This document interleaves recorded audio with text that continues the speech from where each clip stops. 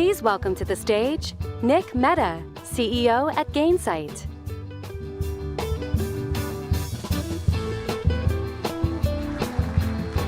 Hi everyone, how you doing?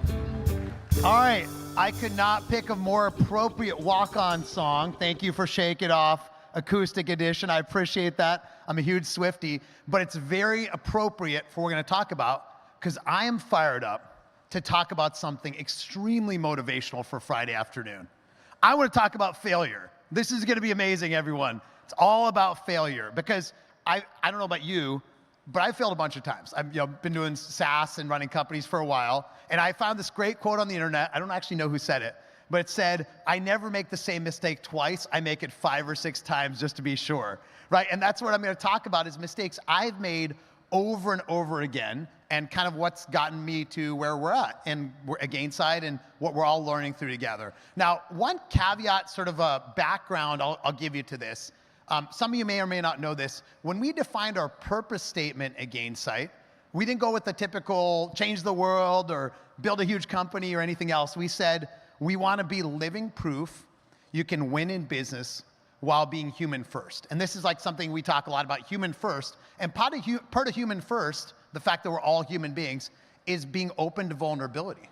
We're not always perfect. To be honest, I've had a heck of a year, both personally and work-wise, and it's hard. And I don't know about all of you, maybe you all feel SaaS is crushing it this year, and if that's true, I'd love to learn from you. But it's not an easy year, probably for a lot of us. So I'd love to open up a discussion, maybe it is a good closing of the conference, about being open about mistakes. And I'd love to teach you all the mistakes I've made. Now, I'll give you a little background to this, which is the way this talk started was maybe 6 or 9 months ago. Jason Lemkin, who I've been very fortunate to know since the beginning of Gainsight, he emailed me and he said, Nick, I'd love to have you write a blog post about the top 10 mistakes you've made. And I was like, okay, so I'm the go-to guy for mistakes, apparently, for Jason, right? That's when he thinks in his mind about mistakes, he thinks about me. But you know what, I'll take that. Because I think I have made a lot, but also I've learned a lot, and hopefully you all are learning along the journey too. Right, raise your hand if you think you made a mistake in your business at some point. Okay, thank goodness, and the rest of you aren't honest. So let's go through 10 mistakes, and we'll do like an AMA at the end, because I think there's a lot of questions we can all ask, and frankly, I'd love to learn from all of you as well, because I'm still learning. Okay, so number one, these are in no particular order, they're just kind of random stream of consciousness. Number one, so many of you are building companies, some of you probably have leadership teams, maybe they're getting bigger. The number one mistake, or one of the mistakes I've made, is not holding our leaders to the highest possible standards. Actually, just yesterday, an entrepreneur texted me, and he said, what's the reason entrepreneurs fail to scale? Very common thing you hear about, people don't scale, they bring in other people. And I think it's not being able to hold people to the standards that you hold yourself, right? And that's, you think about values, you think about performance. What are those things that matter a lot to you? Are you able to hold the people that work for you to those same standards, right? And I think one of the things that's really important is in leadership, there's that great expression, some of you know, to those whose much is given, much is expected. And I always tell my leaders, we have about 1,300 people at Gainsight. I say, you're running a pretty large company. You're expected to do a lot, and it's hard. You should be super honest. Actually, I just literally right before this put a Slack post to my leadership team, and I said, this isn't an easy year, and I have a lot of empathy for you. And we have to hold ourselves to the highest standards because our team depends on that. And so this first thing, what it's motivated by at Gainsight is we are a very values-driven company. We have these 5 values. They're kind of zany. Some of you know them. Like one of them is childlike joy, bring the kid in you to work every day. One of them is stay thirsty, my friends, which might be a copyright violation from Dos Equis, I don't know, right? So we've had these since the very beginning of the company. And I've always been really passionate about them. I could recite these in my sleep. I could tell you an hour-long talk about examples at Gainsight of what we've tried to do over the years, and also where we've failed to live up to our values. These really matter to me. Funny little side note, I was in the early days of Gainsight, I was at a kind of a CEO breakfast trying to learn from all these other CEOs. And every CEO went around and said, our values are really important to our company. They're so critical. It's important to have values. And I asked one of the CEOs, so what are your company's values? And he said, actually, I don't really remember them right now. And I was like, well, for Gainsight, these are really, really important. But we do employee surveys, every 6 months or whatever, right? Many of you do them. And I remember doing a survey probably about 5 years ago. And I remember asking people, the normal stuff, rate the company, how likely are you to recommend the company, things like that, right?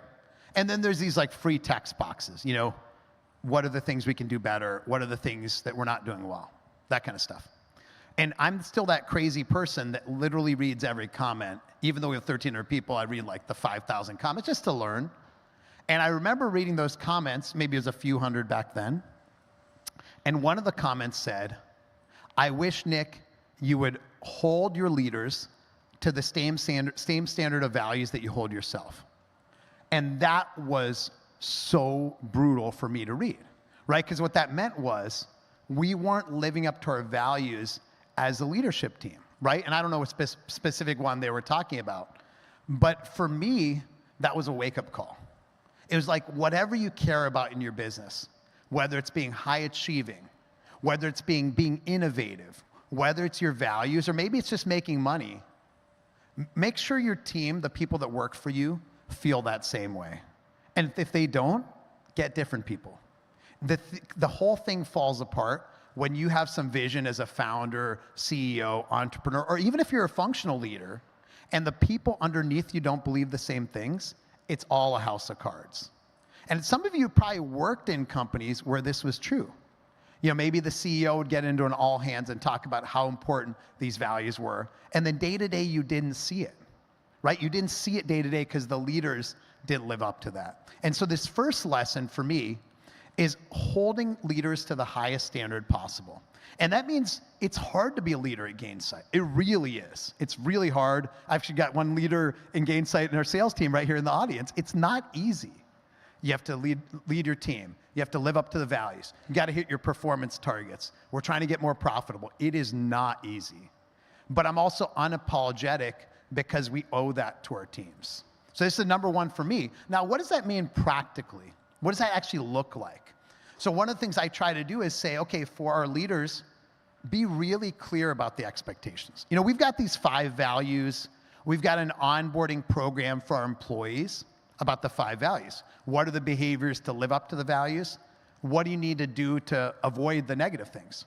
But we have an even higher standard for the leaders. And it's actually something I edit each year.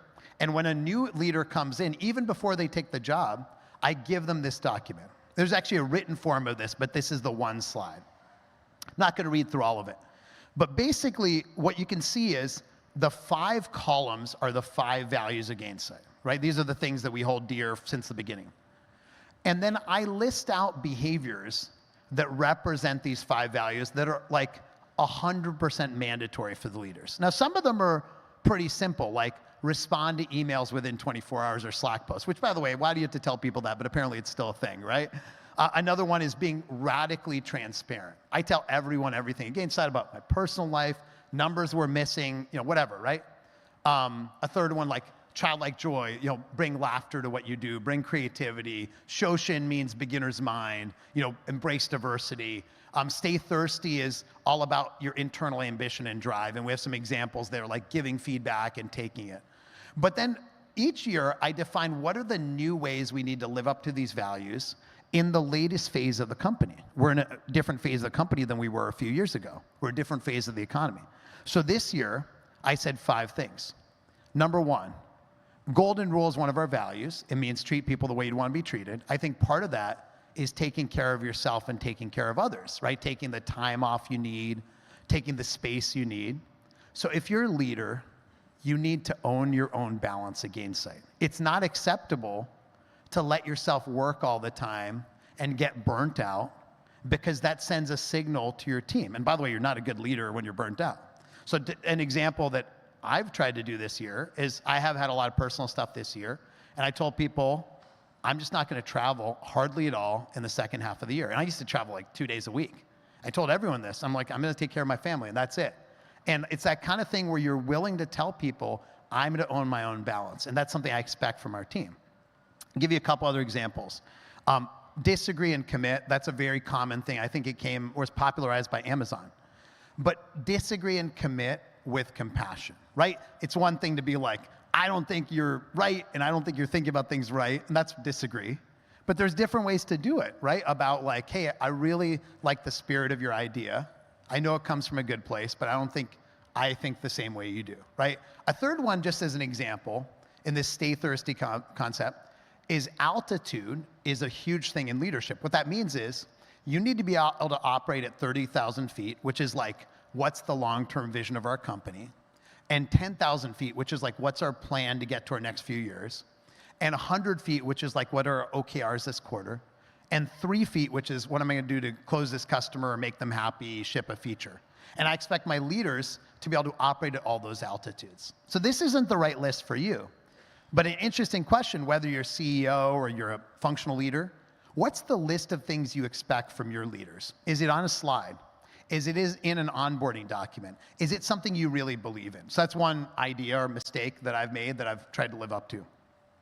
Okay, number 2, which is, some of these are kind of like paradoxical in a way, but in a way that makes sense to me. Number 2 is, with your leaders, don't forget that there's some great people that have gotten you to where you're at that you don't always recognize can do more in the company, right? And this is like, gets me to one of the common mistakes every founder, including me, makes, right? Which is, you get to a certain point in your business, but you miss your sales numbers. The product isn't what you want. You have too much churn, employees aren't happy. And you say one thing. You say, you know what, to your board or whatever. You're like, everything is fine once we get a new head of X. A new head of sales. We're missing our sales numbers. We will hire a new head of sales. Maybe some of you have been that new head of sales. We're missing our lead pipeline. We just need a new head of marketing, right? And the truth is, sometimes that's true, right? I've had some people that came into Gainsight that we hired that were incredibly legendary. Amazing people that like really changed the company, that were from the outside. They had the experience, they had the resume. But I gotta admit, I have swung and missed on way more executive hires than I've actually hit on. And if you have too, don't feel bad. It's something that I think a lot of us do. I mean, I don't think my batting average is more than literally like 200, like 2 out of 10 or something like that, right? Now, on the flip side, if you look at my executive team today, we're 1,300 people. Let me just go through it. Chief Customer Officer, 7 years ago, was a CSM at Gainsight. Head of Sales, 9 years ago, was a sales rep at Gainsight.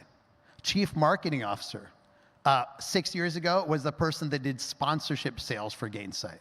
CFO was our head of FP&A. Chief People Officer was my chief of staff, right? Like, I can go on and on. Almost everyone grew up in the company. Now, at some point, you want to bring in some outside talent, so we want to kind of go the other way. But at least for me, this idea that like everything is about bringing new people and hiring the person I need in the future. They've been at Salesforce or Google or Amazon. They'll show us the way. By the way, those are great companies. I think often people miss more than they hit. And this is especially true now because before people would often say, and boards would say, you need to hire for the person you need 4 years from now, right? Because you're going to be growing so fast and you need to hire that person that can help you get to where you need to be. I'd argue, first of all, most of us aren't growing as fast as we were a few years ago. And second of all, I'd say you kind of have to hire for the person you need now and maybe the next year.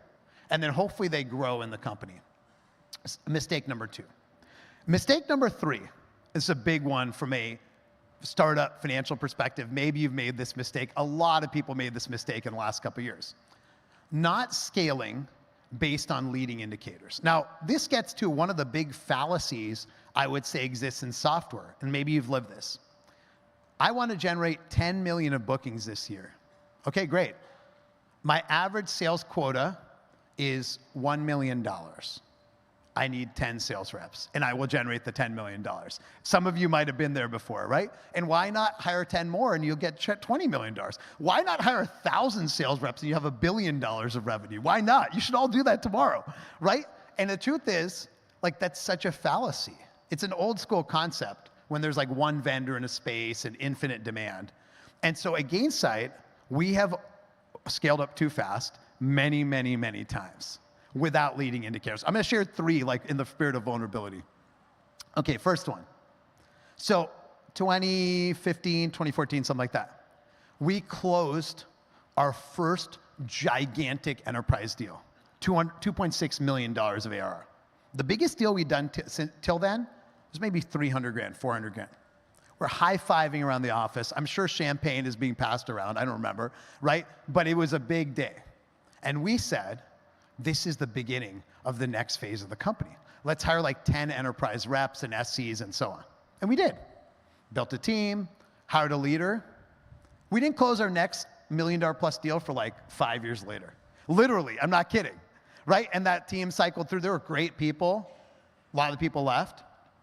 So this idea that you get one big deal and it's the sign of something new, I'd encourage you to get 2 or 3 before you scale up.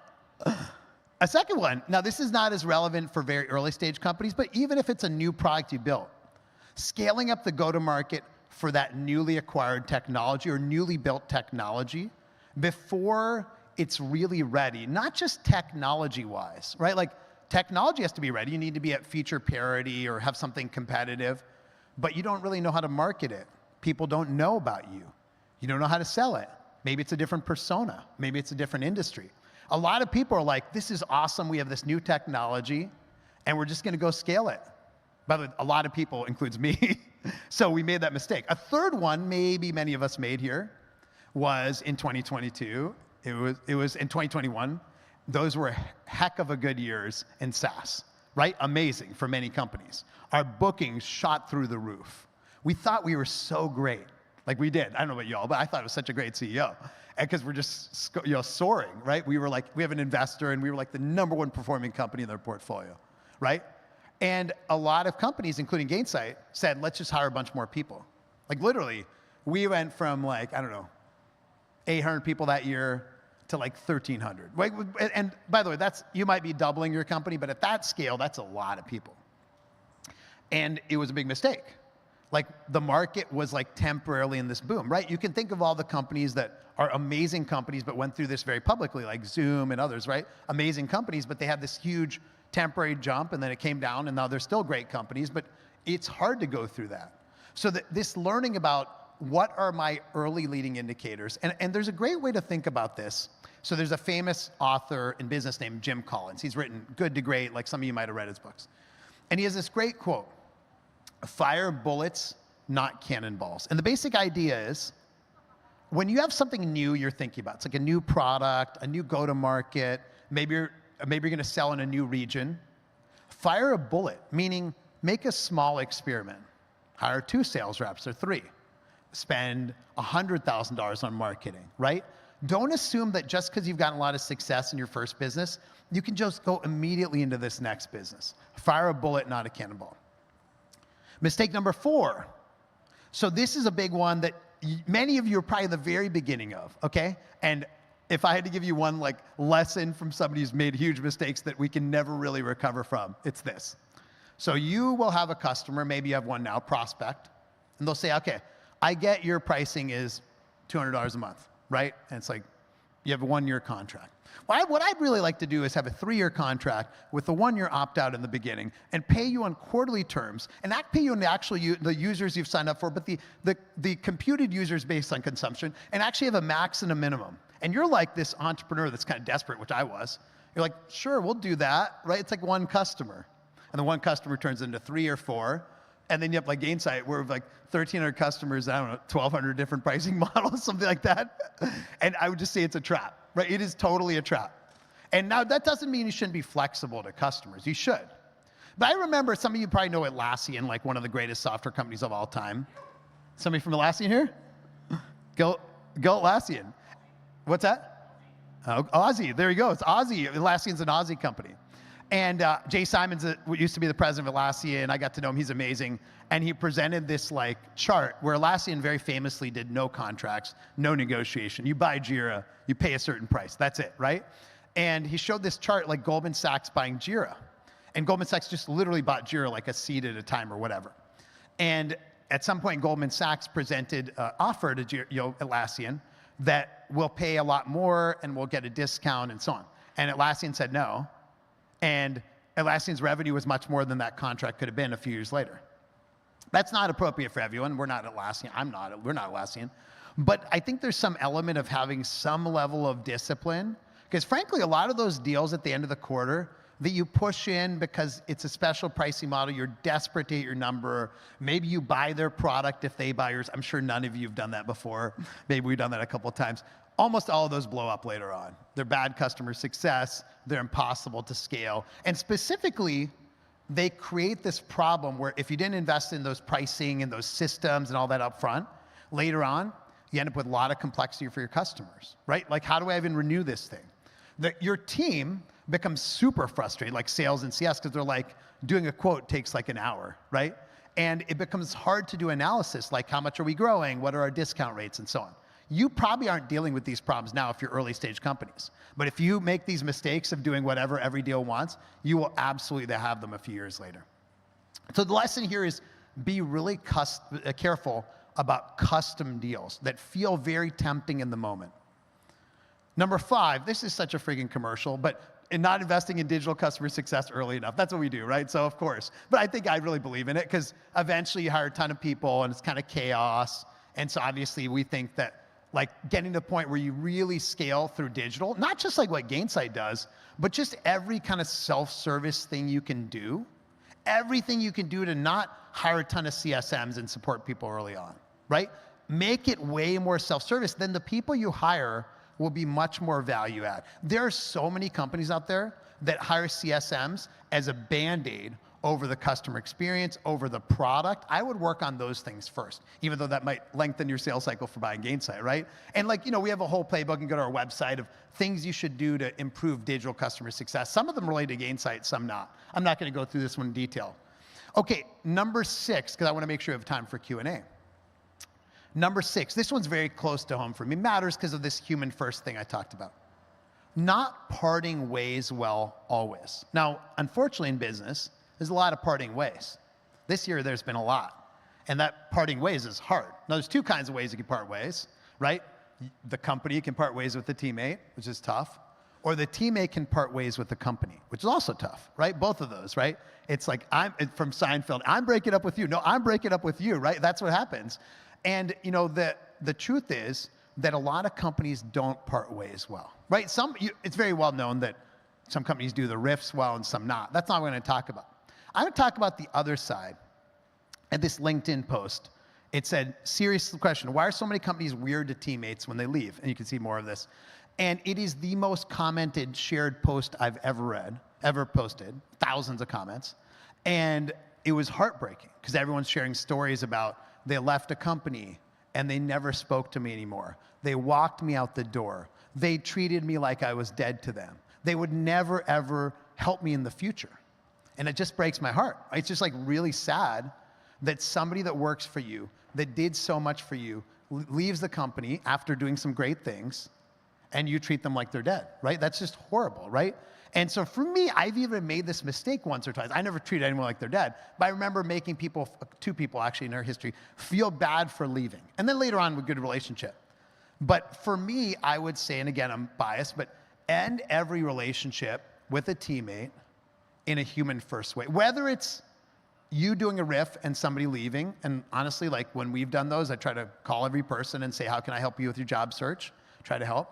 Or they leave and they announce their new job and you like celebrate them on LinkedIn. Sometimes I literally, it's crazy, I will send the person a bottle of champagne for getting their new job. I know it's weird, right? Why would you do that? But eventually you build a great alumni network. I'll just pick one of my favorite. Brian Hamblin was our head of sales several years ago. He's an amazing guy. And like I celebrate him on LinkedIn for his new job. I'm talking to him on Thursday about career advice. Right now he's happy with his job, but just like, how does he keep growing his career? How does he become a CEO one day, right? I talk to probably hundreds of Gainsters, ex-Gainster alumni, about their career advice. Like people will call me 3 jobs later for advice, and it feels so great for me. It's not about me. It's about building that relationship. By the way, your alumni can be referrers for jobs. They can be customers. So treat your people well when they leave. Getting back to a little more intellectual part of business. Not being prescriptive enough early enough. So many of you are early stage entrepreneurs. We were at some point. And we built, some of you know, our first product was like software to scale customer success teams.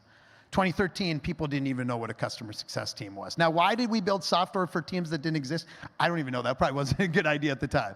We had to wait a while. But early on, we had this software. And it was like, you know, score your customer risk or manage workflow. And we would go to an implementation. And the customer would say the following, which you all hear. How should we implement your software? And we would say, I don't know, what would you suggest we do? And the customer would say, well, what would you suggest we do? And we had no idea because we were this little startup. But the problem is we went too long with that, like letting everyone implement in totally different ways. Some of you might have done this, right? Customer A wants to implement a certain way. Customer B randomly wants to do a different way, right? Here's the problems. Over time, the back and forth is where long time to value comes from. People always talked about time to value. I'd argue the biggest part of time to value is not your technology, it's how people implement it. Because people spend a lot of time on indecision. How should I use this? You know, you've all used products where you're like, okay, what do I do first, right? And sometimes an in-app guide can help, sometimes your community can help, sometimes just a methodology and best practice can help. What does your implementation team do? Or your customer success team? Do they get on the call and say, how would you like to implement this? Or do they say, here's our methodology for what our other customers do. We'll do it whatever way you want, but here's our recommendation. Customers want to do things in the way that other customers do things. They don't want to be like the snowflake, totally different, right? And one of the things that happens is, if you let people be different, they will all be different. And it's really hard because they can't all learn from each other. They give you different product roadmap requests that don't even make sense. It's hard to ramp new teammates because new people come in, they're like, okay, so how do we implement this? What's our methodology? You're like, well, if you spend 5 years here, you understand it, right? Because you need to know all these things, and that doesn't make sense. Now, it's hard, too, because you kind of need to get everyone on the same page. Sales, marketing, like, what is our value prop? How do we implement this stuff? You need to have, like, the implementation for each stakeholder. That might mean different things for, like, the C-level person versus the end user. You have to keep it up to date as your product changes. And we have to, like, coach our team to be brave, to tell the customer, yeah, we'll do whatever you want, but here's what we recommend. We have 1,300 customers at Gainsight. Most likely we've done this more often than you, so here's our recommendation. The bigger you get, the more you have opportunity to do that, right? And so I would recommend that if you're in the early days, do this soon. Because all this is easier when you have 50 customers, and it's much harder when you have 1,300 or 5,000 or whatever. So what does this look like at Gainsight? You actually can find this on the web. Like a CODA site. CODA is like a documentation, collaboration thing. And you can go on our website, and it'll say, what are the business outcomes you want in terms of customer success, reduce churn, drive expansion. And it'll literally go, and this is how you should implement Gainsight for that. Here's the workflows, here are the best practices. And our team uses this to basically sell Gainsight, our recommendations, implement Gainsight, manage the CSM process, renew, show the value of Gainsight. So for me, this prescriptive methodology is something very practical you can all do in the next year or two. Okay, number 8, getting towards the end. So one of the things that happens in the early days of a company is you're like growing like crazy. Like I think our ARR early on was like 1 million, and then 5 million, and then 16, and then 30. That was pretty good, right? Not snowflake, but it was pretty good. But then one of the things that happens is every business gets to the point where they need what people call an Act 2. Act 2, which is basically like, what's the next thing you're gonna do? An Act 2 could be a new geography, a new segment of the market. Maybe you sell to enterprise, you wanna go to SMB. It could be a new channel. Maybe there's a partner for you. It could be a new product, right? And one of the problems is, if you don't think about that stuff early, you end up dealing with gravity. And the gravity is this. Every market has a certain number of buyers, and eventually you get to the point where you started selling to a lot of those buyers. Now, it doesn't mean you won't sell to more buyers, but often like the number of new buyers, like the number of new logos, grows, and then flattens out, right? And so that logo count, maybe you did, the first year you did 10 logos, second year you did 20 or 30, the next year you did 60, then next year you did 80, but then you did 85, and then you did 87, and then you did 90. So again, tying to our ARR, I think it was 1 to 5 to 16 to 30, and there's like 48. That was 61, right? And we didn't do anything wrong. It's just like they started having the same number of logos a year. So what that means is like your new bookings flatten out if you have one product. And this is tough because like if you wait too long, it'll look like your company is flattening out. And by the way, it's much harder to raise money when your company is slowing down. It's much harder to get people excited when you're slowing down.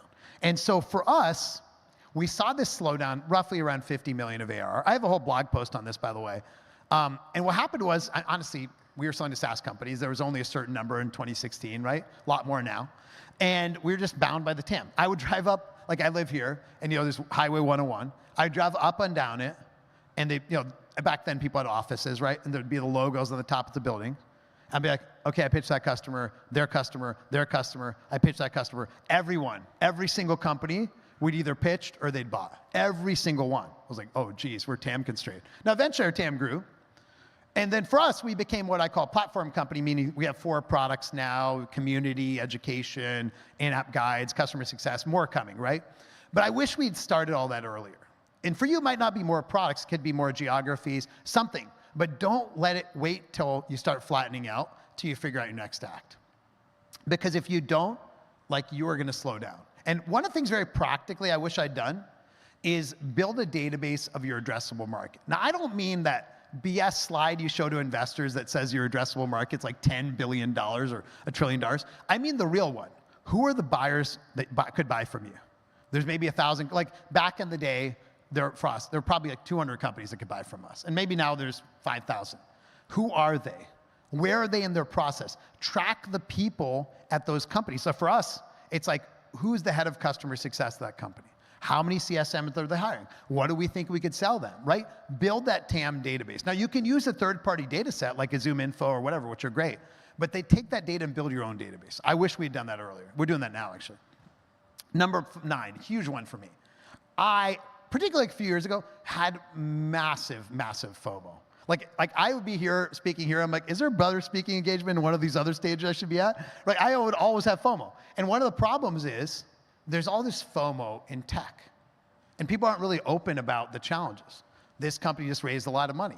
This company just went public. Like Klaviyo is this amazing company going public. You look at their numbers like, how could I ever be like that? Snowflake, right? Databricks. And so you have this fear of missing out. What's wrong with me that I'm not like that?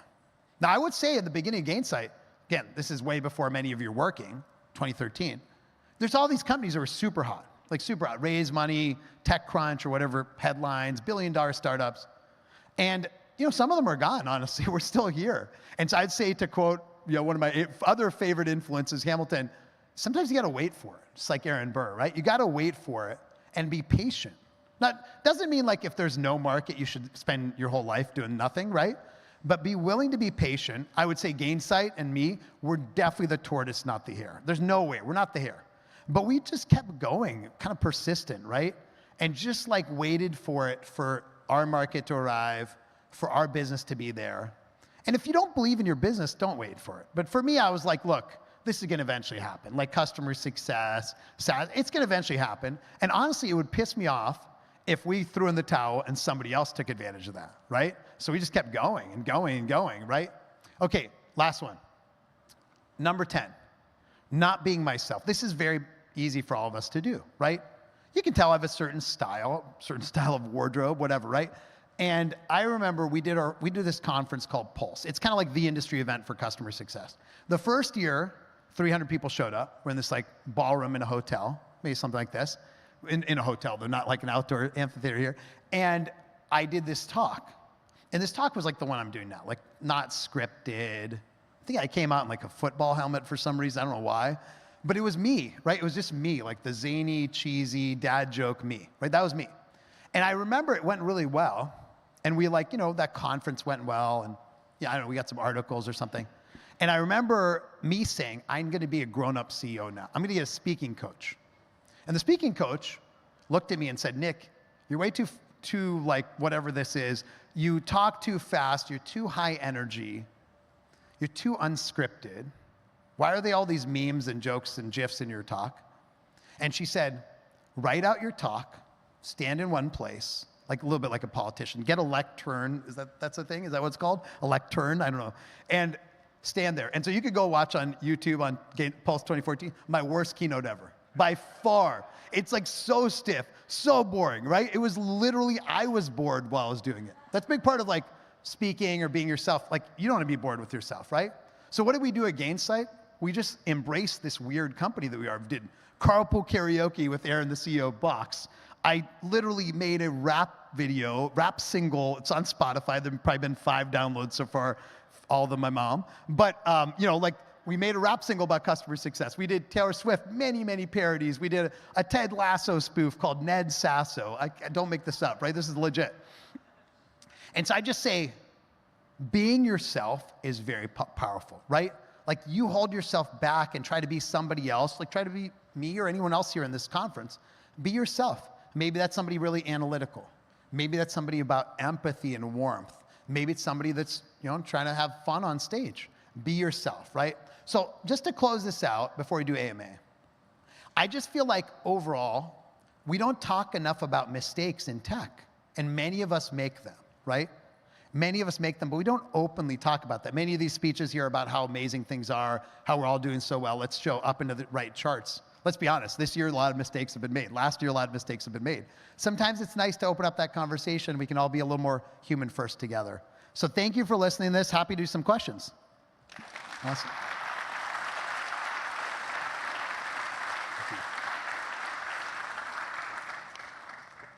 I think you go up to the microphone, like this is some political convention, so please come up. I hope I'm not too stiff. Nick, love your chat, man. This is related to Insight 10, which is mainly around, I'm curious, how did you change as a leader, your leadership style over the course of these mistakes, these learning opportunities? And I guess last thing is, what are you working on now as a leader? What's the challenge for you? What are you trying to improve on? I love that question. What's your name, by the way? Sammy. Sammy, thank you. And by the way, you can hide the slides so you don't have to watch the Taylor Swift jet for forever.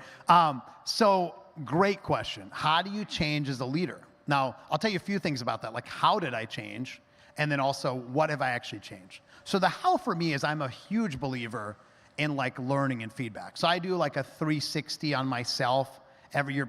I use a consultant now, but they'll reach out to my board and my team and what can I learn, what do I do better. By the way, in the past, I'll probably do it this year too. I literally share that with the whole company.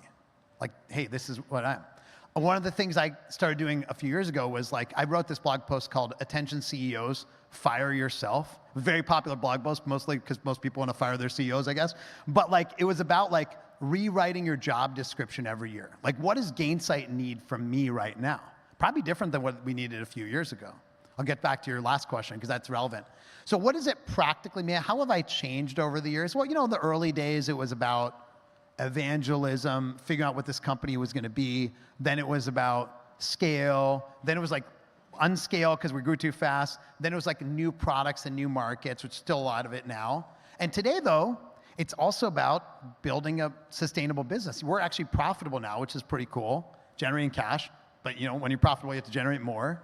And how do we build a business that's durable and efficient, and we're doing the right things, so we're not just throwing money at things, but we'll still preserve our culture? So that's some thoughts on that. Great question, Sammy. All right, next up. Hey, Nick, this is Abi. First of all, heartiest congratulations on being voted #1 on Glassdoor. That's a huge achievement. I want to double click on mistake #1 that you mentioned, but I don't want to restrict it to just the leaders part, right? Yeah. How do you hold everybody accountable? But it seems you really aced the game of empathy as well. You're #1 on Glassdoor, which is a huge thing. And I also follow you on LinkedIn. It seems you have a very charming presence. So what has changed in your personal journey over the years? And how do we get that right? I want to disagree and commit, but I really want to be liked as well. So what's your philosophy behind it? Oh my God, I'm going through such a personal journey on that this year. I think I definitely, one of the strengths and weaknesses I've had is a desire to be liked, for sure, from childhood or something like that. And it's really positive in that you can end up with a charisma or whatever, but it can also hold you back, right? And I would say Gainsight's weakness historically has been a lack of candor. We were very positive. Nobody would ever say we're not positive. But did we address the hard issues quickly enough? I wouldn't say so. Yeah, not in general. Now, did we give feedback? For sure. We have a feedback process and all that. But I think we haven't been great. I'm being honest. We haven't been great at that. And so one of the things we're trying to get better at is that, radical candor. Many of you read the book, but it's basically candor with compassion, right? And it's not about you are a bad person and you're a bad salesperson. It's about, hey, like, we can all agree that that wasn't our best work, right? Or we can all agree this product isn't going well. Like, does anyone disagree with that, right? Like, anyone tell me that it's going great?